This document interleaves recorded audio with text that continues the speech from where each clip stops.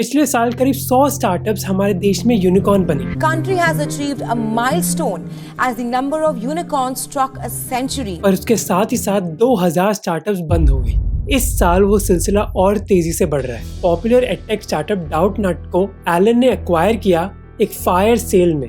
Ink 42 ने दिखाया कि इस साल 15 प्रोमिनेंट इंडियन स्टार्टअप्स पूरी तरह बंद हुई हैं। और ये इतना सरप्राइजिंग नहीं होना चाहिए क्योंकि एक स्टडी के हिसाब से 90% इंडियन स्टार्टअप्स अपने पहले 5 सालों में बंद हो जाती हैं। पर एक स्टार्टअप है जो बंद होना तो दूर बल्कि करोड़ों रुपए कमा रही है, एस्ट्रोटॉक।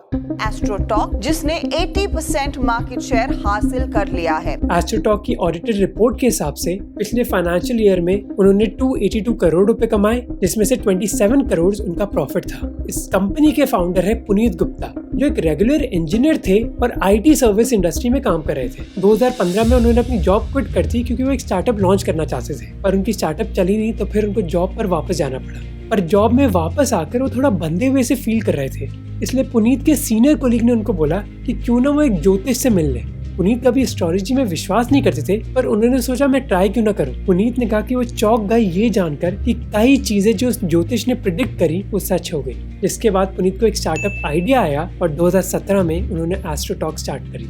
आज एस्ट्रोटॉक सबसे सक्सेसफुल एस्ट्रोलॉजी स्टार्टअप है हमारे देश में। तो इतने टफ इकोनॉमिक एनवायरनमेंट में जहाँ कई स्टार्टअप्स डूब रही हैं, एस्ट्रोटॉक इतनी सक्सेसफुल कैसे रही है, मैं आपको बताना चाहता हूँ इस वीडियो में। ये एस्ट्रोटॉक की वेबसाइट है। इधर आपको कई सर्विसेज मिल जाएंगी, जैसे आज का हॉरोस्कोप, फ्री कुंडली, और आप अपने रोमांटिक पार्टनर के साथ कंपैटिबिलिटी भी चेक कर सकते हो। कुंडली चेक करने के लिए बस आपको नाम डालना है और अपनी बर्थ डिटेल्स। एस्ट्रोटॉक का जो यूआई है वो बहुत ही सिंपल है पर एडिक्टिव है। ऐप में कई नजेस दिए जाते हैं जो आपकी क्यूरियोसिटी को छेड़ते रहते हैं। इनमें से कई चीजें टारगेट करिए हमारे नौजवानों को, जैसे कई सवाल वैसे ही स्क्रीन पर डाले जाते हैं। When will she unblock me? Will my ex come back? When will I find my true love? ये सब फ्री सर्विसेज है जो आपको एक टेस्ट देती हैं एस्ट्रोटॉक के बारे में। पर अगर ये सब फ्री है तो एस्ट्रोटॉक कमा कैसे रही है? कमाने के 3 रास्ते हैं। 90% पैसा आता है 1-on-1 कंसल्टेशन से। जैसे ही आप साइन अप करते हैं, आपको एक स्क्रीन पर रीडायरेक्ट किया जाता है जहां आपको एक ज्योतिष के साथ 5 मिनट की फ्री चैट करने की अपॉर्चुनिटी दी जाती है ट्रायल के तौर पे। अगर आपको ट्रायल अच्छा लगा तो बाद में आप और पैसे दे सकते हो। पर जब आप अपना ज्योतिष चूज कर रहे होते हो, उन पर कई बैजेस लगाए जाते हैं आपका ट्रस्ट बढ़ाने के लिए। Top choice, rising star, astrologer की रेटिंग, लैंग्वेजेस, उनकी एक्सपर्टीज और इयर्स ऑफ एक्सपीरियंस, ये सारे बैजेस आपके अंदर ट्रस्ट बढ़ाते हैं कि ये तो क्वालिफाइड ज्योतिष है। फिर इतने सारे बैजेस दिखाकर आपको लगता है कि आप एम्पावर्ड हो रहे हो क्योंकि आप अपना ज्योतिष खुद चूज कर सकते हो, एक्सपर्टीज के हिसाब से, एक्सपीरियंस के हिसाब से या फिर लैंग्वेज के हिसाब से।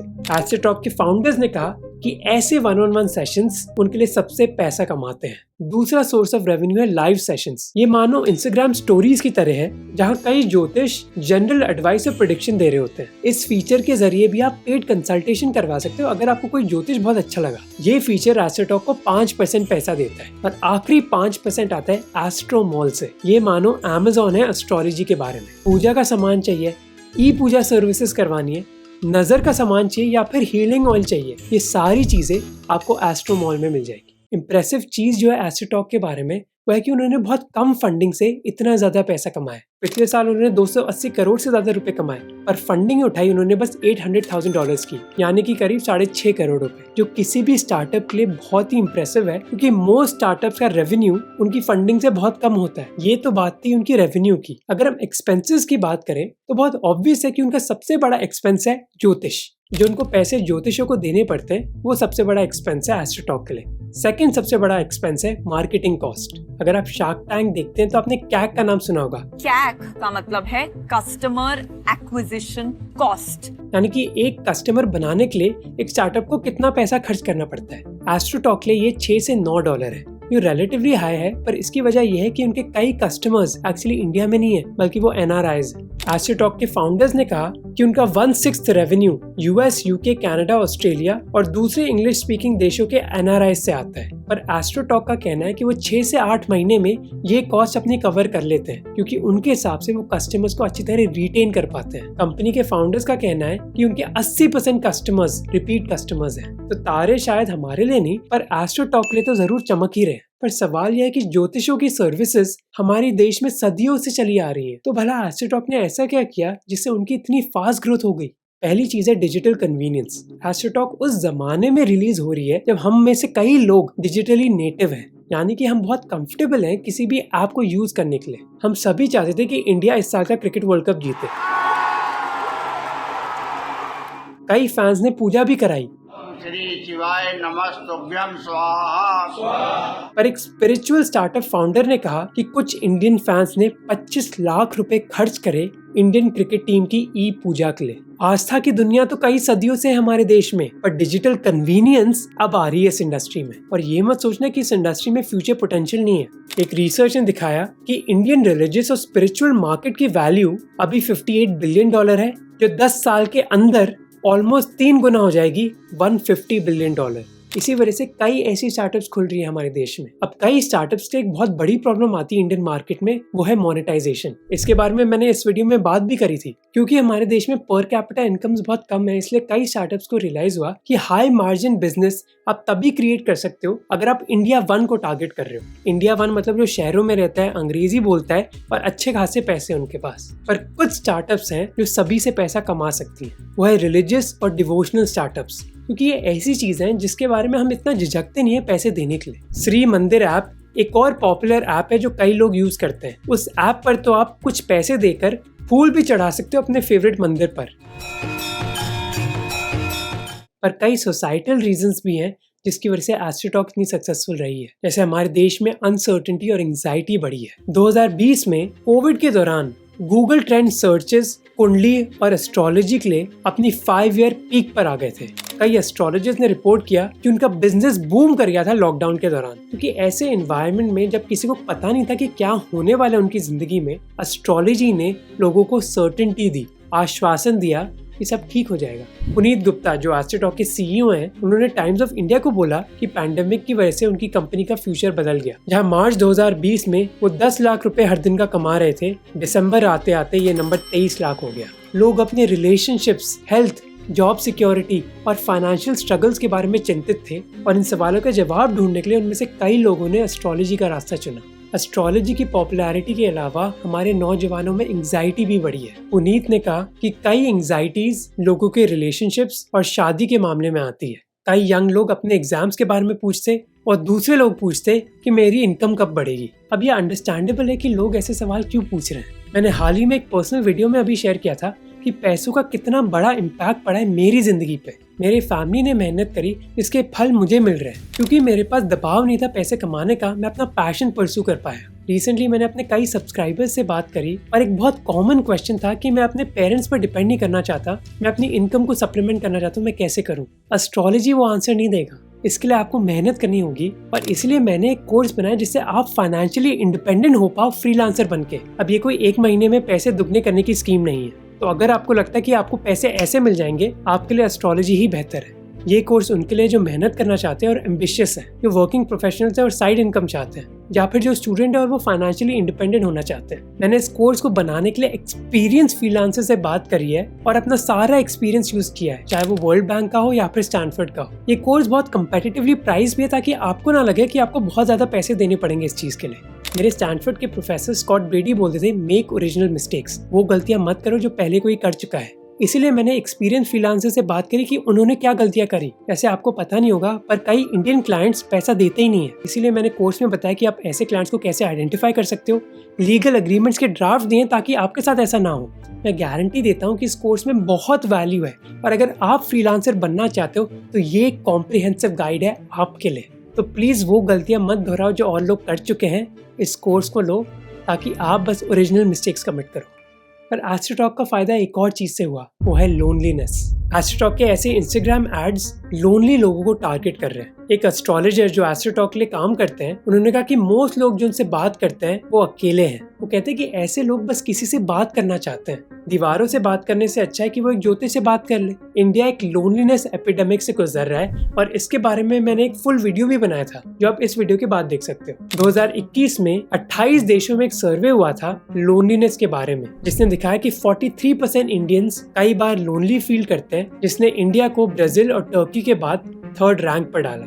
अब क्योंकि मैं इस पर फुल वीडियो बना चुका हूँ, मैं ज्यादा गहराई में नहीं जाना चाहता, पर लोनलीनेस बढ़ने के पीछे कई कारण है। एक कारण है कि हमारे देश में माइग्रेशन बढ़ गया है, चाहे वो काम के लिए हो या फिर पढ़ाई के लिए हो। दूसरा कारण है कि हमारे समाज में फैमिली स्ट्रक्चर चेंज हुआ है। एक जमाने में जॉइंट फैमिलीज थी और अब न्यूक्लियर फैमिलीज हो गई है। मॉर्निंग कॉन्टेक्स्ट ने अपनी रिपोर्ट में दिखाया कि एस्ट्रोटॉक कोई नॉर्मल ऑफलाइन ज्योतिष का बिजनेस नहीं है, वो बहुत अलग है। वो कहते हैं कि अगर आप ज्यादा टाइम स्पेंड करोगे ऐप पर, आप ये रियलाइज करोगे कि इधर नॉर्मल एस्ट्रोलॉजी का खेल नहीं है, बल्कि ये एंग्शियस और लोनली यंगस्टर्स के लिए है जो बस किसी से बात करना चाहते हैं। ये वो लोग हैं जो 18 से 35 साल के बीच में हैं और उनके कई बेसिक सवाल होते हैं। वो किसके साथ सेटल होंगे, क्या उनकी एक्स उनके पास वापस आएगी, क्या उनका पार्टनर किसी और को पसंद करता है, क्या उनकी जॉब खतरे में है या फिर नहीं। वो कॉन्फिडेंस ढूंढ रहे हैं कि उनका भविष्य ठीक ठाक होगा। ऐसे सवालों में एस्ट्रोलॉजी जरूर है, पर एक्चुअली एस्ट्रोटॉक एस्ट्रोलॉजी और काउंसलिंग के बीच में है। और ऐसे यंगस्टर्स को टारगेट करने के लिए वो कोई सेलिब्रिटीज का भी यूज कर रहे हैं। अगर आप उनके ब्लॉग पे जाओगे तो आपको ऐसे आर्टिकल्स मिलेंगे जहाँ ये लिखा गया है कि शाहरुख खान, सलमान खान और एंजेलिना जोली जैसे स्टार्स एस्ट्रोलॉजी यूज करते हैं। और एक समय था जब एस्ट्रोलॉजी इतना पॉपुलर नहीं थी आम लोगों के बीच। 18वीं सदी में एक इंग्लिश एस्ट्रोलॉजर थे एलन लियो, जिन्होंने लोगों के बीच एस्ट्रोलॉजी को पॉपुलर किया था, उसको और सिंपल बना के। जब उन्होंने लोगों के कैरेक्टर को उनके सन साइन से लिंक किया, जो लियो ने 18वीं सदी में किया, अब सोशल मीडिया कर रहा है वो चीजों को सिंपल बनाना। इसी वजह से कई एस्ट्रोलॉजी स्टार्टअप्स हमारे देश में खुल गई हैं, एस्ट्रो योगी, गणेश स्पीक्स वगैरह वगैरह। पर एस्ट्रोटॉक की सक्सेस के पीछे है उनका सिंपल UI UX। कई एस्ट्रोलॉजी एप्स एस्ट्रोटॉक के पहले इतनी यूजर फ्रेंडली नहीं थी और वो कुंडली जैसी चीजों को बहुत कॉम्प्लिकेटेड बना देती थी। पर एस्ट्रोटॉक ने ऐसी चीजों को बहुत सिंप्लीफाई किया है ताकि कोई भी समझ जाए। पर एस्ट्रोटॉक में कई मेजर प्रॉब्लम्स भी हैं। जैसे पहली चीज है कि वो एस्ट्रोलॉजी को थेरेपी के जरिए सॉल्व कर रहे हैं। जैसे मैंने बताया कि एस्ट्रोटॉक में 1-on-1 सेशंस हैं एस्ट्रोलॉजिस्ट के साथ। कई कस्टमर्स 18 से 35 साल के, और फाउंडर पुनीत गुप्ता कहते हैं कि लोग अपनी जिंदगी के सवालों के साथ आते हैं ऐप पर। वो अकेला फील करते हैं, फ्रस्ट्रेटेड हैं और किसी से बात करना चाहते हैं। कई लोग ज्योतिष से प्रेडिक्शन नहीं चाहते, बल्कि वो काउंसलिंग चाहते हैं, वो बातचीत करना चाहते हैं। पर एस्ट्रोलॉजर्स काउंसलर्स नहीं है। कई साइकोलॉजिस्ट ने कहा है कि एस्ट्रोलॉजी और टैरेट रीडिंग जैसी सूडो साइंसेस लोगों को एक समय के बाद रिलीफ नहीं देती, क्योंकि वो जरूरी ऑब्जेक्टिविटी नहीं दे पाती जो थेरेपिस्ट देते हैं। जैसे 30 साल के प्रणव को डायग्नोज किया गया था ऑटिज्म से। अपने डायग्नोसिस के पहले वो एक एस्ट्रोलॉजर के पास गए मेंटल पीस के लिए, पर एस्ट्रोलॉजी एक मेडिकल प्रॉब्लम को सॉल्व नहीं कर सकती। प्रणव ने कहा कि उससे कुछ हुआ नहीं, और अगर उन्होंने प्रोफेशनल हेल्प नहीं मांगी होती तो उनके साथ पता नहीं क्या हो जाता। मुंबई की एक टैरेट रीडर ने कहा कि उनके पास कई लोग आते हैं जिनको ऐसी प्रॉब्लम्स हैं जिसके लिए उनको प्रोफेशनल साइकोलॉजिकल हेल्प चाहिए होती है। और वो कहती कि इसीलिए लोगों के लिए बहुत जरूरी है समझना कि टैरो या फिर एस्ट्रोलॉजिकल रीडिंग्स एक हद तक ही आपकी प्रॉब्लम सॉल्व कर सकती हैं। उसके बाद आपको साइकोलॉजिस्ट से कंसल्ट करना चाहिए। दूसरा इशू है कि एस्ट्रोलॉजी का कोई मॉडर्न साइंस प्रूफ नहीं है। अब एस्ट्रोलॉजी साइंस की तरह लगती जरूर है। 17th और 18th सेंचुरी में इनफैक्ट एस्ट्रोनॉमी और एस्ट्रोलॉजी एक साथ पढ़ी जाती थी। कई बड़े बड़े साइंटिस्ट जैसे गैलीलियो या फिर केपलर एस्ट्रोलॉजी प्रैक्टिस करते थे, क्योंकि कई स्टार्स और प्लैनेट्स की पोजीशन एकदम फैक्चुअल एक्यूरेसी से दिखाई जाती है। इसकी वजह से कई बार एस्ट्रोलॉजी साइंस की तरह दिखती है, पर वो है नहीं। एस्ट्रोलॉजी बहुत एक सिंपल प्रिंसिपल पर आधारित है कि जो प्लैनेट्स और दूसरे सेलेस्टियल ऑब्जेक्ट्स की पोजीशन है, उससे आपकी जिंदगी पर कुछ असर पड़ता है डायरेक्टली। पर हमारे पास कोई एविडेंस नहीं है इसको प्रूव करने के लिए। अब आप में से कुछ लोग कहोगे कि प्रूव नहीं हुई एस्ट्रोलॉजी, इसका मतलब ये थोड़ी कि वो पूरी गलत है। हो सकता है कि साइंस अभी इतनी एडवांस हुई नहीं है कि हम एस्ट्रोलॉजी को प्रूव कर पाए, पर साइंटिफिकली ये आर्गुमेंट नहीं माना जा सकता। जैसे आइंस्टाइन ने ग्रेविटेशनल वेव्स की एग्जिस्टेंस प्रूव करी थी 1916 में, पर बस रिसेंटली हमें फिजिकल एविडेंस मिला ग्रेविटेशनल वेव्स की एग्जिस्टेंस प्रूव करने का। पर साइंस ने इस थ्योरी को एक्सेप्ट कर लिया था क्योंकि कई साइंस के लॉज इससे कंसिस्टेंट थे।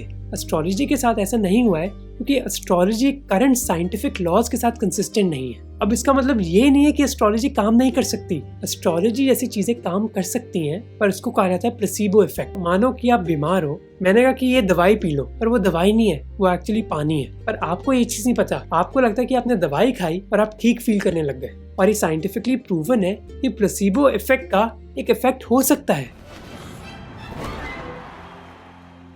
पर प्लेसिबो इफेक्ट भी कुछ प्रॉब्लम्स को ही सॉल्व कर सकता है।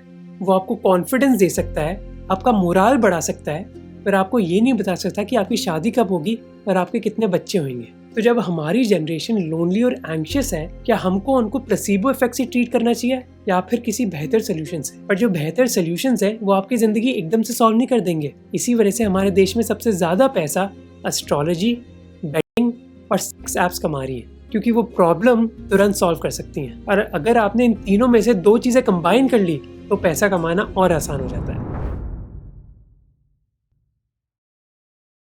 होपफुली आपको वीडियो अच्छा लगा होगा। पिन कमेंट और डिस्क्रिप्शन में लिंक है फ्रीलांसर कोर्स का। Do check it out. It is one of the most comprehensive guides on how to become a freelancer. तो उसको ज़रूर देखना।